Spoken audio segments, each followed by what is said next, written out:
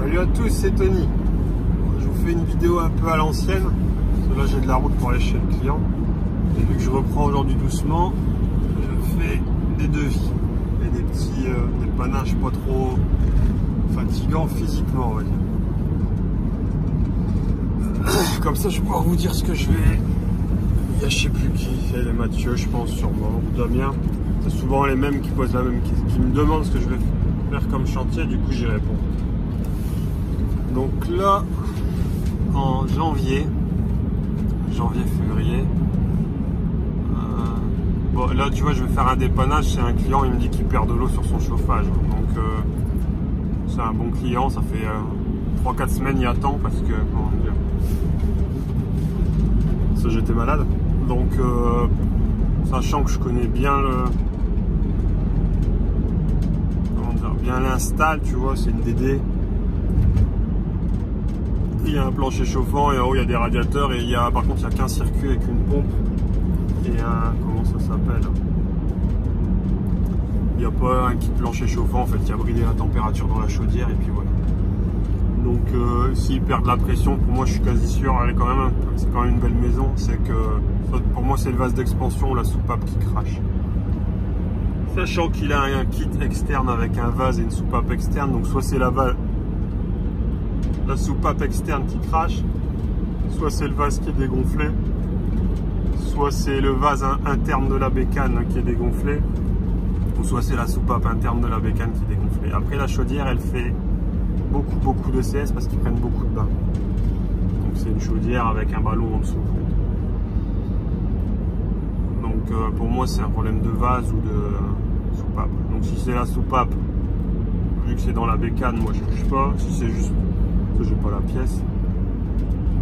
Si c'est la soupape sur dehors, bon, ça va, je dois avoir la pièce. Si c'est après les vases, je gonfle. Et si c'est pas ça, ben il fera intervenir son chauffagiste.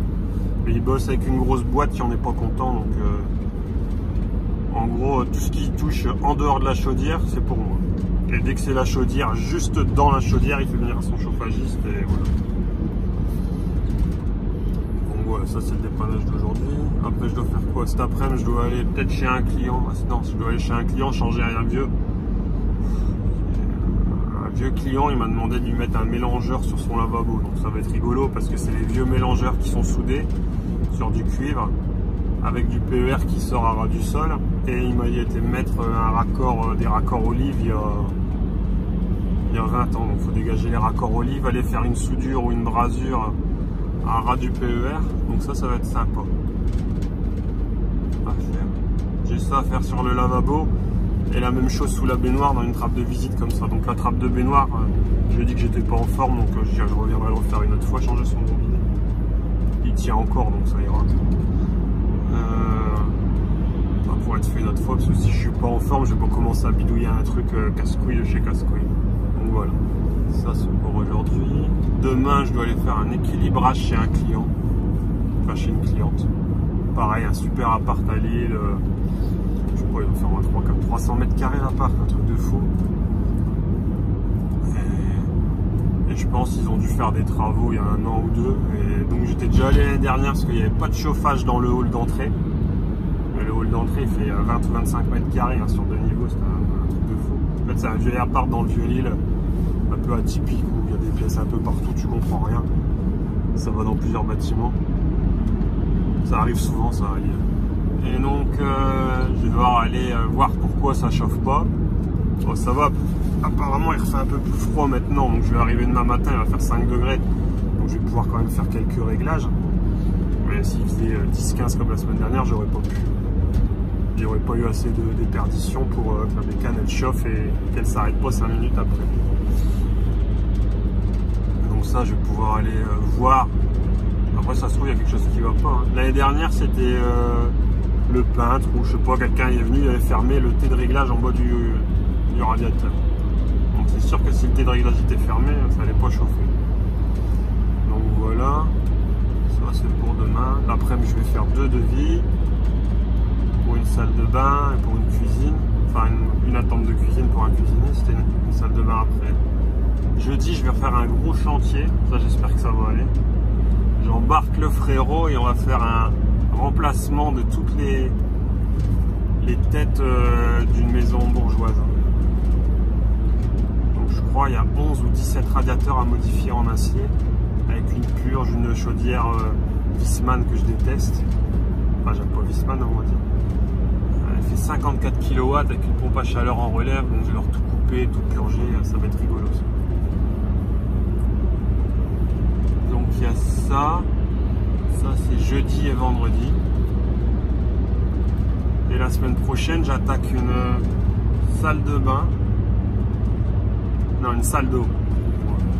Une salle d'eau où il y a c'est le frère d'un client. Donc il a acheté, il est acheteur, donc tu vois il y a des bons tarots sur le matos. Donc maintenant je le fais plus, je laisse plus les clients acheter le matos.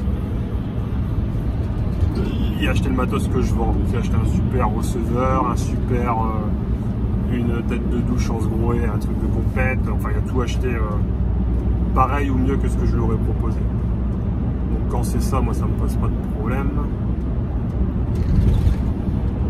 Mais donc je dois commencer et ça va être une douche en tunnel, donc je dois faire un peu de placo, un ragréage, poser le bac de douche, c'est pas à l'italienne parce qu'au final il y aura une marche quand même avec la douche. Sur le receveur il doit faire ça, le carrelage il va faire ça, donc il y aura une petite douche, mais ça sera rechão comme on dit en portugais, on dit plutôt ça, rechão. Donc ça veut dire qu'il y aura le receveur et le carreau juste en dessous, comme chez mes beaux-parents. Ouais, au final ça va très bien. Et c'est même pas plus mal, comme ça tu peux mettre ton tapis dehors et au final avec ton tapis et la douche, même si le receveur est un peu plus haut, le tapis plus le truc, t'arrives, t'es kiff bourricot au niveau hauteur. Donc ça je dois commencer ça la semaine prochaine pour... j'avais prévu 3-4 semaines, mais vu comment je suis en forme, ça va prendre un peu, ça va prendre du temps. En plus je dois caler tous mes dépannages qui ont traîné et que j'ai reporté des clients. Donc voilà. Après, vers le 20 janvier, j'ai encore une modif de cuisine à faire. Donc il y a l'équipe de cuisine avec qui je bosse, ils vont tout arracher la cuisine, il faut que j'aille condamner le gaz. Et vu que la maison c'est encore du triphasé coton, bah, c'est tombé sur moi. J'ai gagné encore un tableau élec là-bas chez les clients. Donc ça le tableau je le ferai plus tard. Et je vais juste faire les modifs de la cuisine pour que ça avance, pour que les cuisinistes puissent bosser. Et moi derrière je vais faire les modifs gaz. Je crois que je dois juste mettre 2 prises dans la cuisine, donc ça va aller. Qu'est-ce qui se passe? Il y a toujours un connard pour faire n'importe quoi sur l'autoroute. Qu'est-ce qui est bon? Je te jure, en warning à 30 km/h sur l'autoroute.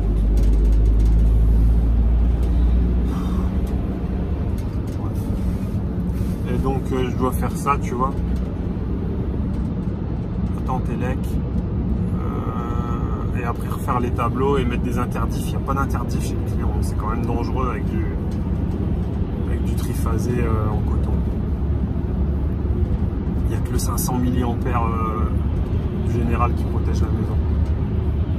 Donc ça va être, je sais pas, courant, si j'ai le temps, j'irai en janvier, sinon en février, pour faire la modif élec. Tant que j'ai pas, au fait avec le client, tant que je retarde pas sa cuisine, ça va en fait. Donc c'est pour ça que je vais le faire en 2 fois. Après je dois aller, j'ai un client qui a acheté un receveur, une espèce de Kinedo, mais de Leroy Merlin ou Casto. Et franchement, les receveurs de GSB comme ça, les premiers prix, faut pas les installer. Bien fissuré. Donc en plus ça a été fait au black, donc ça n'a pas été super bien fait, mais à chaque fois ceux qui pètent c'est toujours les trucs de grande surface de déco. Franchement si vous devez mettre un receveur, mettez du Kinedo au moins. Kinedo j'ai jamais été emmerdé, pourtant j'ai des clients ils sont costauds, hein, c'est des bonhommes. Ils font 100 kg, ils rentrent dedans, il n'y a pas de souci. Mais il faut pas prendre des trucs à la noix. Il faut bien respecter surtout c'est les pieds. Bien mettre les pieds où il faut, bien mettre les renforts muraux où il faut vraiment faire comme ils disent et voir si vous pouvez faire mieux, en rajouter encore des pieds en plus. Avant, je vais pas vous mentir, je regardais sur le site de Kinedo Et donc par exemple il me disait, je sais pas moi, 80-80 c'est 5 pieds, donc j'achetais 5 pieds. Machin c'est 9 pieds, donc j'achetais 9 pieds. Maintenant en fait je me casse même plus les couilles. Ça revient un petit peu moins cher, j'achète directement les kits de pieds où il y a le plus de pieds, donc je sais plus si c'est 11 ou 13 ou un truc comme ça. C'est des boîtes énormes, et donc je prends ça chez les clients. Et donc je regarde la notice combien je dois en mettre au minimum, et si je peux en mettre plus, j'en mets plus, comme ça moi je suis pas embêté. Et au prix où ça vaut les pieds Kinedo, ça coûte quand même hyper cher. Je me dis que vaut mieux le faire. Là par exemple le client, je dois juste enlever son vieux truc pourri, glisser mon Kinedo, le remettre sur pied, j'arrive déjà à 1500-2000 balles, juste un remplacement de receveur. Donc si ça avait été bien fait, au fait le client il aurait économisé grave quoi. Là ça n'a pas été bien fait. Ouais. Plus après il va falloir refaire un tablier, je ne l'ai même pas chiffré ça. Ça va dépendre comment je vais devoir tout démolir pour enlever son vieux receveur de douche pourri. Donc c'est pour ça, il vaut mieux mettre les sous et surtout sur une douche. La baignoire c'est pas grave, tu la coupes en deux, tu vas racheter une baignoire, tu la glisses et voilà. Tu remontes les pieds et c'est fini. En 2-2 c'est fait une baignoire. Mais pas un receveur de douche. Donc ça c'est ce que j'ai après. Là j'ai encore un devis qui est tombé en... Je dois modifier des radiateurs en fait. C'est un appartement. C'est un comment, un investisseur qui a acheté un appartement et donc il isole tout parce que c'est une vieille maison à Lille, tu vois. Donc c'est mal isolé et tout. Je crois qu'il va faire du Airbnb. Airbnb comme on dit. Et donc il met les ronds et il va faire un beau truc, donc ça va être pas mal. Parce qu'il va tout réisoler nickel, il va pas faire juste 5 cm d'isolation, je crois qu'il va mettre 10 ou 12 ou 15. Donc il faut tout avancer les radiateurs et refaire la douche. Donc, la salle de bain. Donc moi je dois juste déplacer les radiateurs, faire les attentes de la petite cuisine chez Net, parce que ça va être un F2. Et remplacer un toilette verticale. Faire une attente pour un lavabo et lui claquer pareil un Kinedo dans un angle un petit peu bizarre, mais lui claquer un Kinedo avec une attente de, comment ça s'appelle, avec une attente pour la douche. Donc là vu que je bosse avec mes potes plaquistes, c'est leur chantier, c'est eux qui vont mettre le meuble et c'est eux qui mettent les robinetteries et les parois de douche. Je me suis arrangé avec eux comme ça. Quand c'est leurs clients et qu'eux font le carrelage, du coup ils finissent. Ça m'évite de revenir en fin de chantier en fait. Je viens, je fais mes attentes, eux ils plaquent. Dès qu'ils ont plaqué, je viens tout de suite, je mets la platine PER, je pose le toilette et je pose mon receveur de douche et j'ai plus besoin de revenir derrière. Comme ça eux ils sont tranquilles, ils avancent à leur rythme. Et moi je dois pas revenir un coup pour mettre un robinet, un coup pour mettre un comment ça s'appelle, paroi de douche. Donc voilà. Et moi ça m'arrange beaucoup parce que j'aime pas percer derrière quelqu'un qui a carrelé en fait, parce que je sais pas comment il carle et je sais pas si ça, son carrelage est...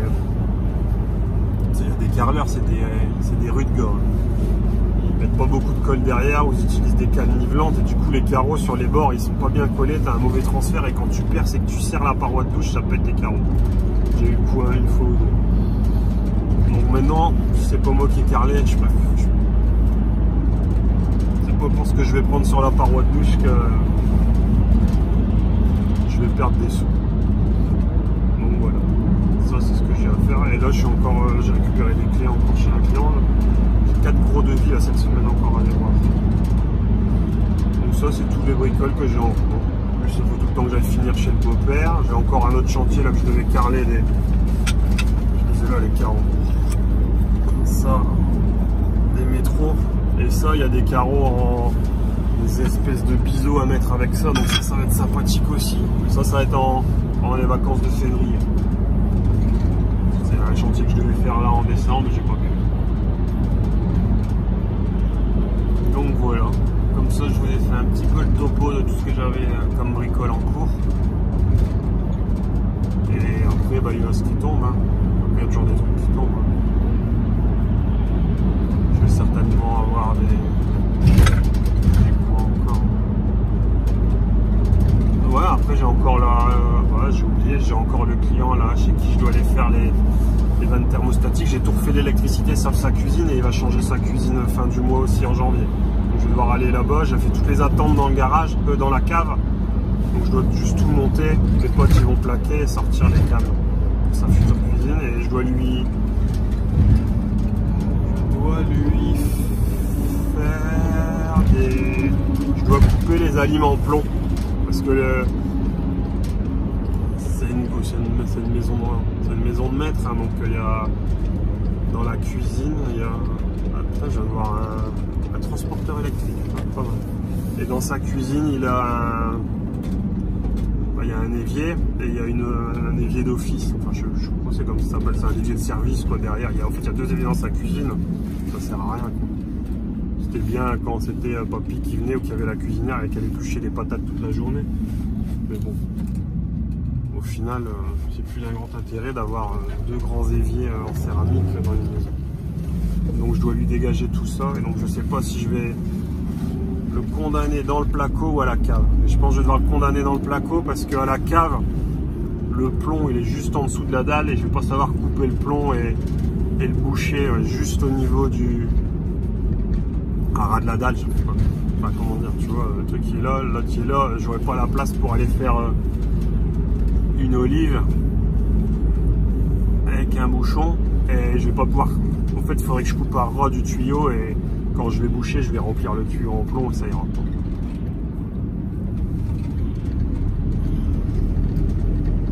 Et surtout que c'est une attente qui servira plus, donc que ce soit alimenté en plomb ou pas alimenté au final.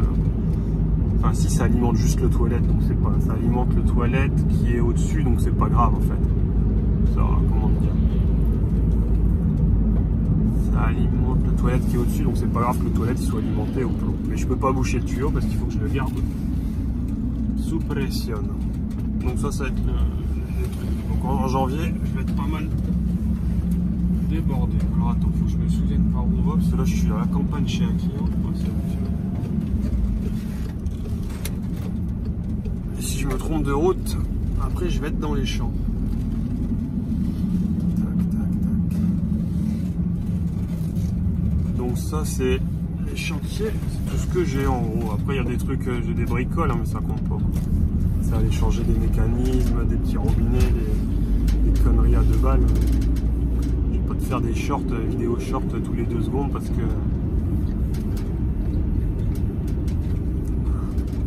j'ai rien d'autre à faire. Donc là je vais essayer de faire ça. Donc si sur ces chantiers là vous avez des questions, du coup c'est bien parce que j'ai pu tout vous dire à peu près ce que j'ai à faire. Si vous avez des questions ou des trucs à vouloir voir, faut me le dire. Comme ça, je le note. Enfin, je le laisse dans les commentaires. Et en fait, je garde les commentaires sur YouTube Studio. Je les efface. Enfin, je les efface pas de ma liste. Enfin, les commentaires, je les efface jamais. Mais du coup, je les efface pas de la liste et je sais que quand je tombe sur ça, bah, boum boum, je filme. Ça me fait une to-do list en fait. Donc comme ça c'est bon. Après, j'ai comme là, par exemple, dans la liste, il y a je sais plus qui voulait voir ce qu'on peut mettre dans la pochette Veto TP3 ou TP4, c'est en cours. Donc dès que j'ai 5 minutes, je filme la pochette et je mets la vidéo en ligne. Et donc voilà. Là d'ailleurs, là je vais aller chez le client là, pour le problème de vase d'expansion, je vais peut-être la prendre. Je vais essayer de claquer 3-4 outils, voir ce que ça donne. Ça se trouve, ça ira très très bien. Donc voilà. Bon, allez, je vous laisse, parce que je suis bientôt arrivé chez le client. Et je vous souhaite à tous une bonne semaine. Ciao!